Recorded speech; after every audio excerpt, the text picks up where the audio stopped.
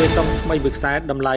$15,000ក្នុងក្រុងព្រះសីហនុដើម្បីលើកកម្ពស់មុខមាត់ក្រុងទេសចរណ៍ដើម្បីរួមចំណែកកែលម្អហេដ្ឋារចនាសម្ព័ន្ធក្នុងតំបន់ឲ្យកាន់តែមានរបៀបរៀបរយឯកឧត្តមម៉ាងស៊ីណេតអភិបាលនៃគណៈអភិបាលខេត្តព្រះសីហនុបានដឹកនាំក្រុមការងារបច្ចេកទេសនិងអាជ្ញាធរពាក់ព័ន្ធចុះពិនិត្យមើលវឌ្ឍនភាពនៃការសាងសង់ផ្លូវបេតុងមួយខ្សែស្ថិតនៅតាមបណ្ដោយផ្លូវអុកញ៉ាប៉ោសួនក្នុងភូមិ1សង្កាត់លេខ3ក្រុងព្រះសីហនុកាលពីថ្ងៃទី20ខែសីហាឆ្នាំ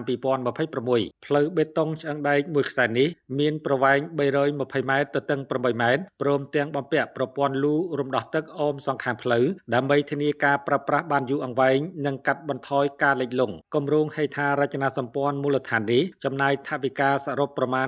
$15,000អាមេរិកដែលជាអំណោយសប្បុរសធម៌ផ្ទាល់ខ្លួនរបស់លោកជំទាវប្រាក់សុខាក្នុងការចូលរួមអភិវឌ្ឍក្រុងព្រះសីហនុផ្លូវថ្មីនេះនឹងជួយសម្រួលដល់ការធ្វើចរាចរណ៍ប្រចាំថ្ងៃរបស់ប្រជាពលរដ្ឋឲ្យកាន់តែមានភាពងាយស្រួលនិងសុវត្ថិភាពព្រមទាំងចូលរួមចំណែកយ៉ាងសំខាន់ក្នុងការលើកកម្ពស់សោភ័ណភាពបរិស្ថាននិងបង្កើនភាពទាក់ទាញដល់ទីក្រុងទេសចរណ៍ដ៏មានសក្តានុពលមួយនេះនៅក្នុងឱកាសនោះឯកឧត្តមម៉ាងស៊ីណេតបានសម្ដែងនៅការអរគុណយ៉ាងជ្រាលជ្រៅនិងបានប្រគល់លិខិតថ្លែងអំណរគុណជូនលោកជំទាវប្រាក់សុខាចំពោះទឹកចិត្តសប្បុរសធម៌នេះឯកឧត្តមអភិបាលខេត្តបានគូបញ្ជាក់ថានេះជាសមិទ្ធផលថ្មីមួយនិងជាគំរូដ៏ល្អរវាងវិស័យឯកជននិងរដ្ឋបាលខេត្តព្រះសីហនុក្នុងការសហការគ្នាស្ដារនិងអភិវឌ្ឍមុខមាត់ទីក្រុងឲ្យប្រែក្លាយជាមជ្ឈមណ្ឌលសេដ្ឋកិច្ចហិរញ្ញវត្ថុនិងទេសចរណ៍ដ៏សំខាន់នៅភាគនិរតីនៃប្រទេសកម្ពុជា